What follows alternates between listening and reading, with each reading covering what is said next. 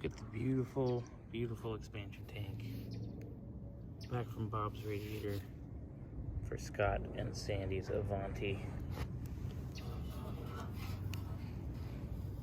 Gary and everybody took their time, fixed her up nice.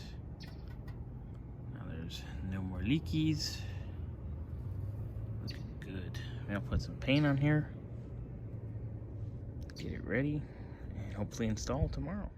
Almost back together with the Avanti carb. I just gotta tighten up a few screws, finish the accelerator pump and the choke.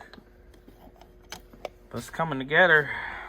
There she is, all reassembled, ready to put back on the Avanti.